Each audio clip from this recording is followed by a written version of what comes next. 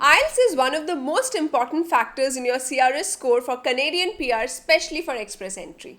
So naturally, I was super excited to see my test results. Today, I would like to share some study tips so that you too can score better.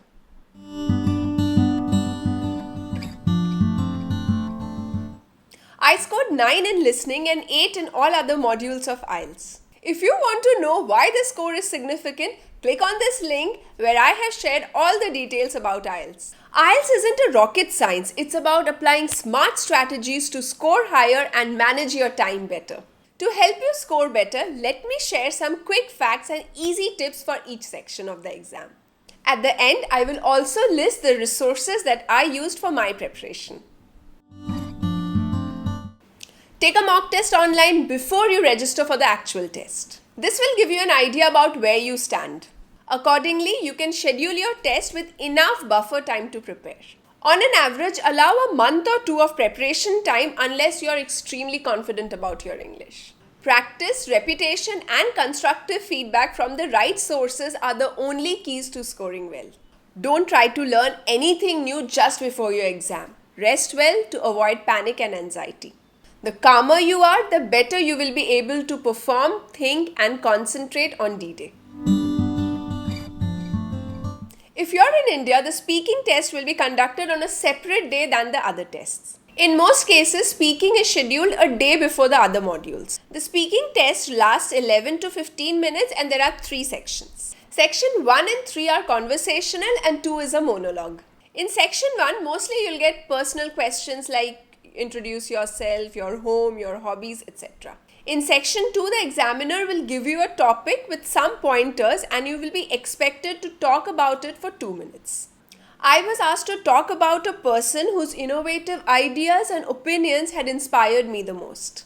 In section 3, you will get questions from the topic that you discussed in section 2, but they will be mostly general and opinion based. They asked me why I thought some children were more innovative than others and how schools generally train children to develop innovative ideas. Always remember, elaboration is important. Never give one-word answer or answer in one sentence. Always explain your answer. Use a wide range of vocabulary, tenses and phrasal verbs, but make sure to use them correctly. These will fetch you marks for cohesion, grammatical accuracy and range if you use them naturally and confidently. Present your answers in a structured way, preferably with examples. Dress formally, be confident, not arrogant, smile and greet your examiner. Don't fake an accent, it's not needed. Instead, speak clearly so that the examiner can understand you well. Speak at a decent pace so that you can get marks for pronunciation. Practice speaking in English with friends or family or in front of the mirror. Record your voice and listen to it so that you can understand which areas need improvement. There are 40 questions divided into sections and you get 30 minutes to answer them. On test day, there is one thing that you really need to do. Concentrate and concentrate hard. Don't let your mind wander. Trust me, it happens and you lose track of the conversation no matter how good your English is. Know your synonyms and paraphrases. Some questions will not give you direct answers but will lead you to them. For example, in my test, the term global access was given as an option but it was not used in the recording at all. However, it was indirectly mentioned as allowing people to have access to technology from different corners of the world. In such cases, active listening is essential. At the beginning of each section, you will get some time to go through the questions. Use this time wisely. This will help you set the context of the conversation and prepare your mind to look for relevant answers. While you're listening for an answer, keep the next question in mind. This is so that in case you miss an answer for a question, you can move on to the next, else you will be lost. Remember, listening always has the highest cutoff. Listen more to English speakers, watch BBC News or TV series without subtitles, get used to an English accent. Remember your comprehension days at school? That's what this is. Practice as many passages as possible. Be mindful about the time. You will get 1 hour to answer 40 questions. Keep a target of answering your questions in 45 minutes so that you can have 15 minutes time for revision. Try to read each question carefully and find the answer in the passage. Pay attention to keywords. Remember, all answers are given serially unless they ask you to give a title to the paragraph or the whole passage. Again, you need to be aware of synonyms and paraphrases. Read articles or novels by English authors to improve your speed and understanding. Your task will be to write about 2 topics. The first is a letter, either formal or informal, with a minimum of 150 words. The second is a 250-word essay.